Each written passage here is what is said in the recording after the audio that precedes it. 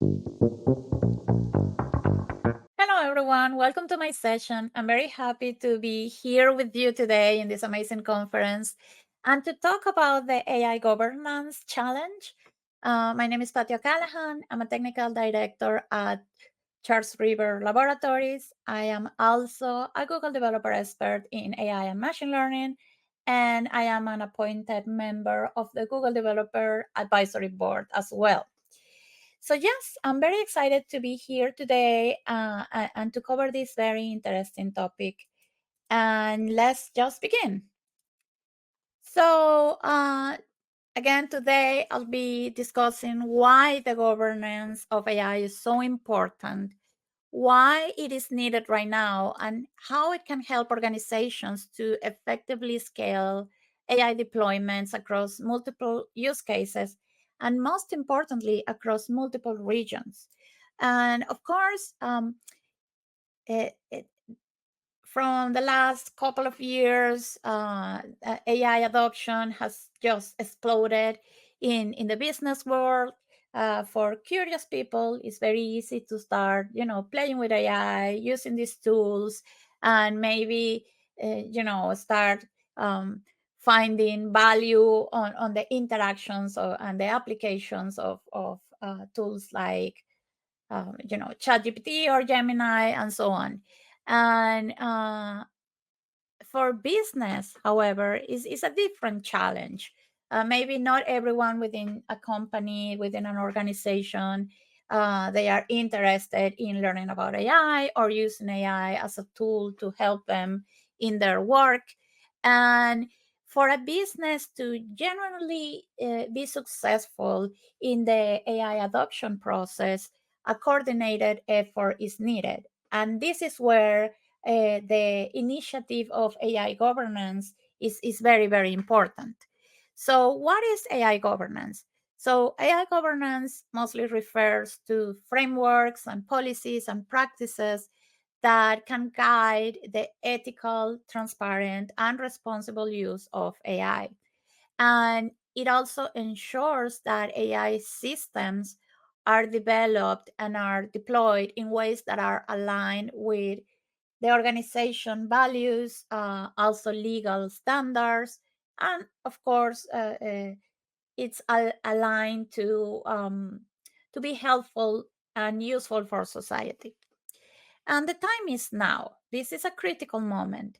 AI is no longer something that is going to happen in the future. It's everywhere. It's driving innovation in drug discovery, fraud detection, cybersecurity, in the medical field, and um, a lot of use cases that we can imagine right now. They might have an AI component into it.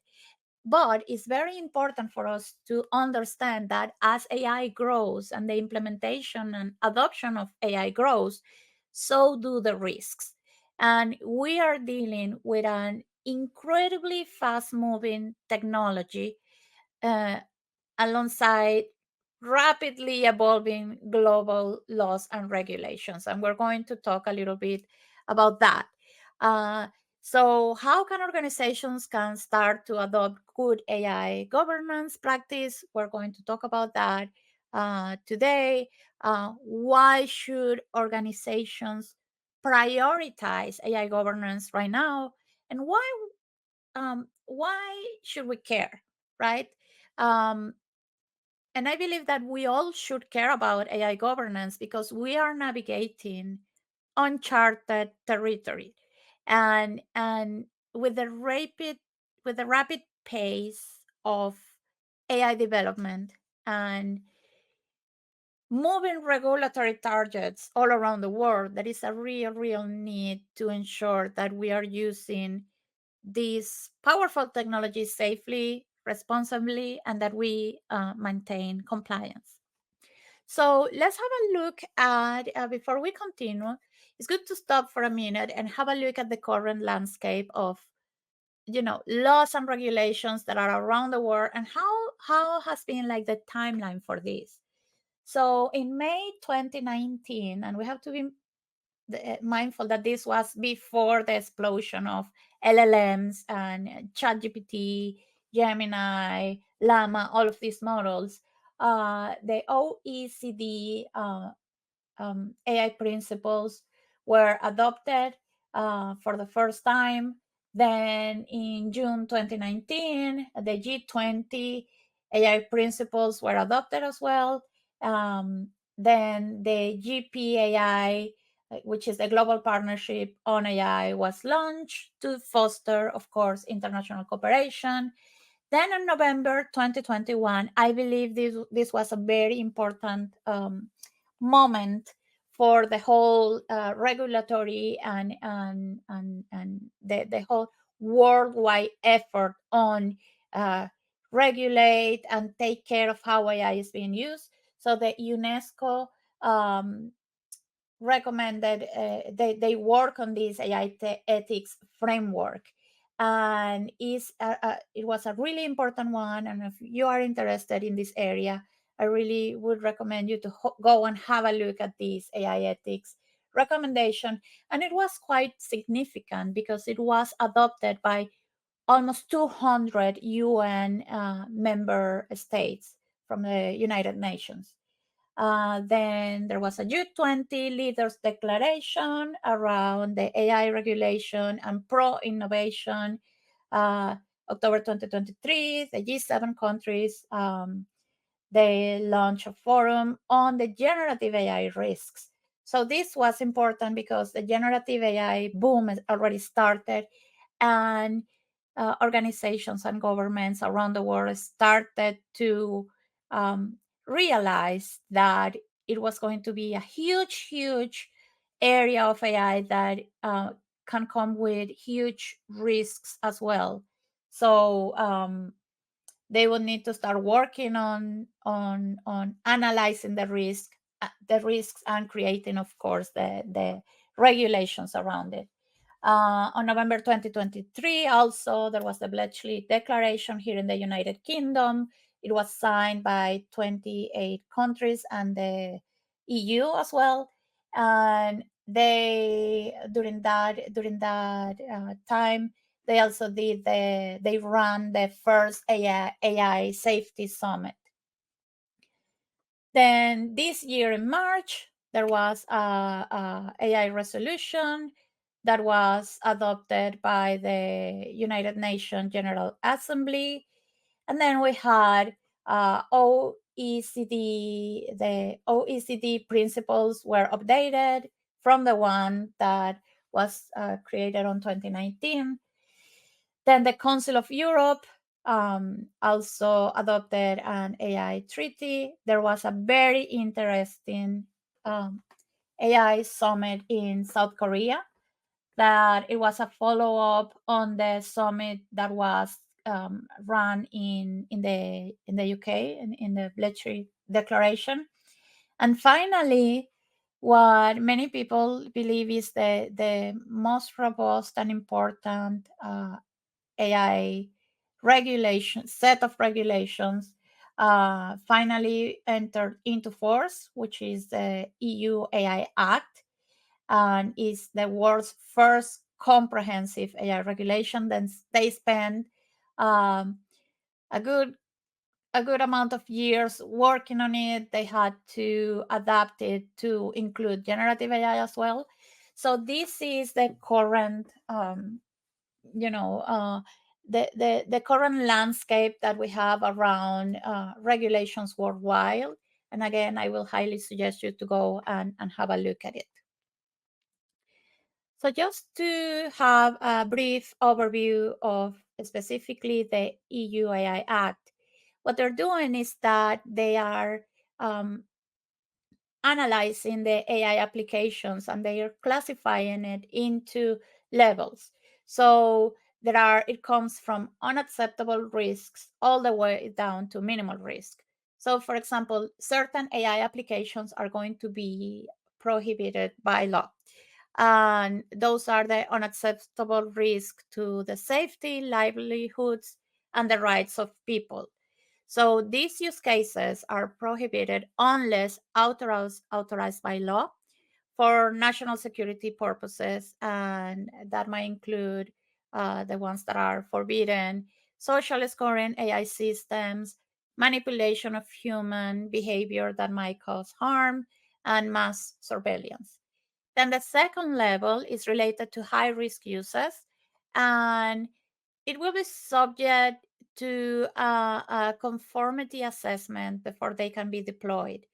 And this assessment looks at the quality of the data, and it says to minimize the risk and discriminatory outcomes. Um, so, for example, access to employment, education, public services, and so on. Then the third level is related to limited risk uses, and it will only have transparency obligation. So, for example, in the case of a AI-based chatbot, users should be aware that they are interacting with an AI application. And finally, the last level includes the minimal risk uses, and those are not going to be subject to any obligation. However, the adoption of voluntary codes of conduct is recommended. This could enhance the trust for adoption of AI and give like a competitive advantage to service providers. Right. So let's start talking about what can organizations do around AI governance. So again, AI governance, let's remember, is a set of rules, practices, processes, and tools that are employed to ensure uh, that the organizational use of AI technologies aligns with the organization's strategies, their objectives, their values, and that they also fulfill legal requirements. And something that is very important, and we cannot forget about it, is that it meets the principles of ethical and responsible use of AI followed by the organization. So, we can start by acknowledging that fast moving AI innovation is putting pressure on companies. So there is a competitive advantage. Companies are adopting AI in a very rapid way to stay competitive and avoid losing market share to AI adopting rivals. Then we have the regulatory compliance. Governments are beginning to discuss and enact regulations around AI, adding a layer of complexity to its adoption and its use. Then there is the pressure to innovate. Again, companies must quickly integrate AI or they risk failing behind in this rapidly evolving technological landscape. Then we have the ethical and governance challenges integrating AI into business. We need to be careful. We need to have a careful consideration of ethical implications, and of course, how are we going to how the governance of this is going to happen. And then the evolution of AI capabilities. AI technologies is going to continue advancing very fast, and companies they need to keep up with the latest development to um, be able to take advantage of its full potential. And then, of course, a very important piece of this is the risk management. So companies need to have a very robust framework to be sure that they can take care of the risks that are associated with this kind of technologies.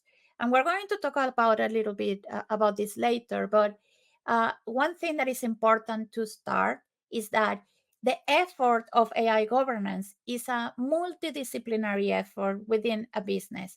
It has to be shared across all of the business units because AI, the impact of this is not only a a technical problem, it's also a legal problem, it's also a data problem, and so is change management, is information security, of course. So it covers a lot of different areas. So we need to have in mind the AI life governance, the regulatory compliance, and the risk management. those are the three pillars that we have to think about when we start to implement an AI governance um, strategy within your company.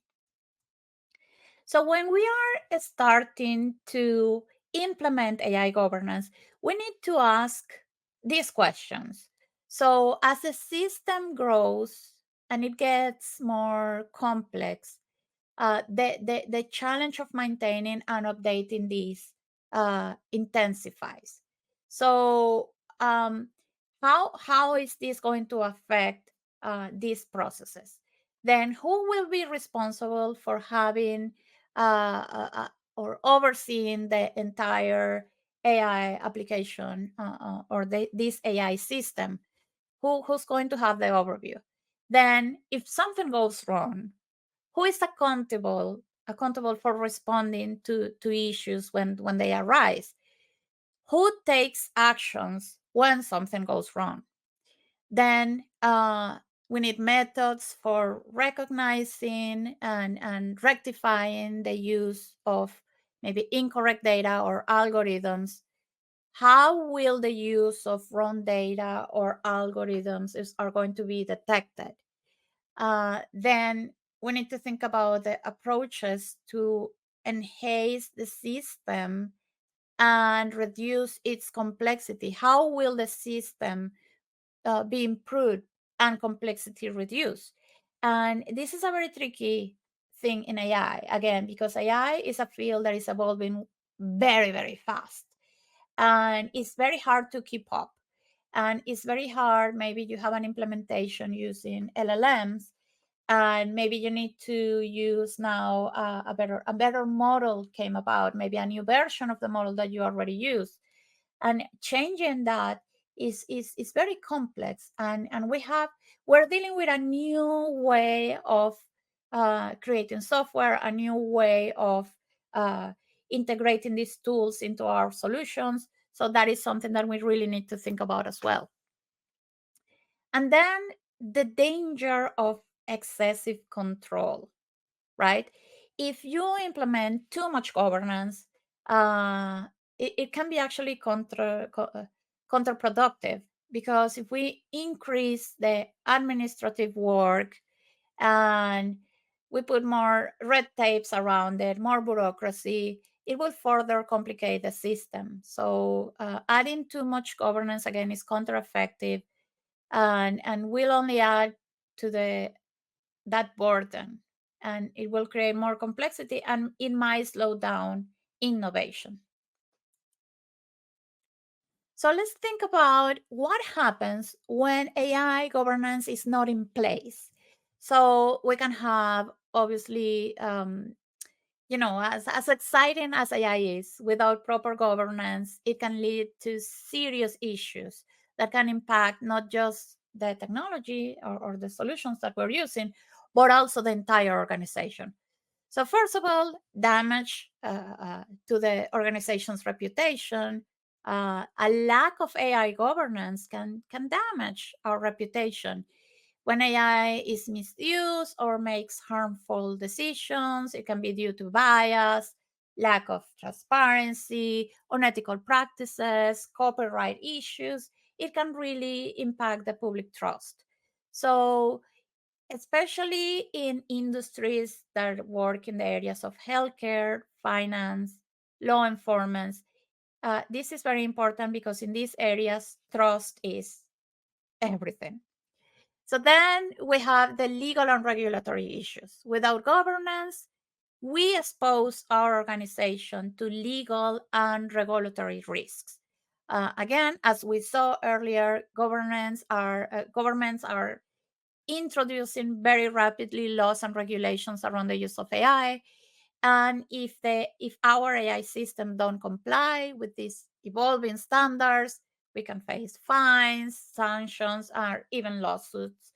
So these consequences are becoming more common as AI regulations they get like more important globally. So we really need to think about, is our legal team ready to handle this? So, an AI governance strategy, an AI governance initiative can help to organize and yeah, like it can help to, yeah, to organize all of these different aspects across the whole organization. Then wasted resources.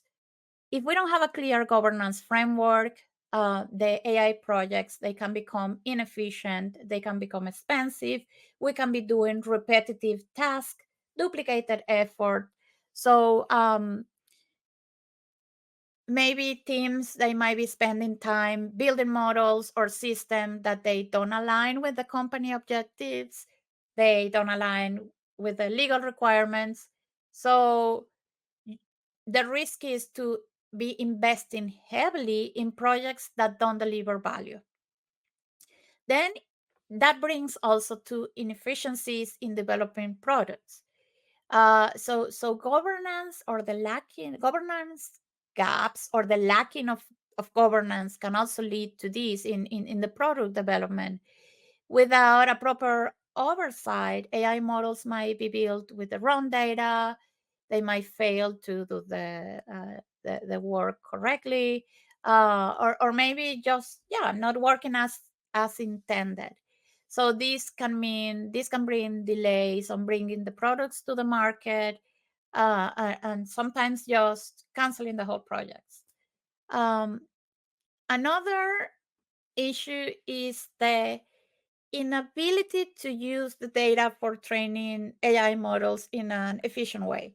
So without governance, this you might not be able to use your data effectively. Um, AI thrives on quality data. But if you don't have a strong governance to ensure that the data is handled ethically, securely, and legally, then you might be on a position that you're unable to leverage the full power of your data sets. And what's even worse, improperly managed data can result in bias or unreliable AI outcomes. But for that, we have data governance, right? So you will see how data governance and AI governance, they overlap, and they need each other. So that's what I'm talking about here. As you can see in this graph, to have an effective AI governance, we should uh, build on other areas of corporate governance that is already there. So we avoid duplicating, like the duplication of processes. So, like I said before, AI governance overlaps with data governance, and there are part of the IT governance that the company probably already has. And that lies also onto the whole corporate governance. So um, if we want to ensure that AI systems are developed and deployed responsibly, AI governance must be like a core component of the organization's, like the overall governance structure. It's not enough, and this is very important, to manage AI in isolation. AI governance needs to work in harmony with other governance frameworks in order for it to be truly effective. So we need to implement an AI governance plan, then supervise the AI lifecycle, monitor data provenance, ensure the quality of data, reduce the risk associated with the use of AI. So you can see there that we can have the data business unit involved in this. We can have information security involved in this. So it's a effort that has to be done by many different business units across the organization. So let's have a look at the AI adoption journey. As you can see, the journey can be broken down into several stages, and each represents like a different level of maturity in how AI is integrated into an organization. So we can first, it all starts with the first stage, which is exploration. So this is very fast. And if you can see this whole process, it starts really, really fast. and then it will slow down as we progress into the journey. So first, it starts with exploration, right? So in this stage, organizations are just starting to look into AI possibilities. They explore how AI could be applied to their operations. They identify use cases. They might gather initial data. And this is more driven by curiosity and experimentation. And it's a fast movement because teams are exploring just opportunities. And then we go to the second stage, which is experimentation. So after identifying potential use cases, organizations start running proof of concept projects or pilots, and they test AI models, maybe on a small scale, on isolated environments, and they want to see how well the technology performs, if the solutions might deliver meaningful results. So this stage is all about learning, iterating, and gaining like trust on the technology. Then the next step, if the experimentation phase shows positive results, we move into the adoption stage. So at this point, the organizations they start to adopt AI solutions more broadly, and AI begins to be embedded in certain maybe business units or workflows, but it's still very limited in scope. Um, so this phase of adoption is key for building AI into the foundation of the business. And it really helps to lay the groundwork for a broader deployment. So after adoption, organizations enter the expansion stage. So here, the use of AI scales across more department projects, or again business units, and AI starts driving value in a lot of different areas. So it's just not isolated experiments anymore. So now organizations can focus on refining the AI models, improving the data pipelines, and integrating AI into a larger business strategies. Then at this stage, AI has moved into systemic application. So AI becomes a critical component of business operations, and its use is standardized across the whole organization. So what this really means is that AI is no longer seen as like an experimental tool, but as a regular tool that supports like everyday processes and decision making. And then on the finally, we reach the strategic integration. So in this phase, AI becomes an integral part of the organization's long-term strategy. It's not just used um, in operations, but also helps to drive a strategic decision making at the highest levels. So AI is embedded into the company's core function, and its potential is fully realized. However, this stage is often slower because it requires alignment with the company's long term goals, the culture, and the regulatory frameworks. So, as we can see, the AI adoption journey starts fast during exploration, but becomes like more methodical as AI becomes central to the organization. And by understanding where you are on this journey, you can plan the necessary steps to move forward with confidence. And so you can ensure that AI is both scalable and is aligned with your business strategy. And yes, again, thank you so much for having me. And you can scan that QR code over there if you want to get in touch with me. And of course, I will be around to answer all of your questions. And if you have further questions about AI governance or AI, any AI related topic, I will be more than happy to help you. So thank you everyone for joining me, and keep on enjoying this fantastic conference. Thank you.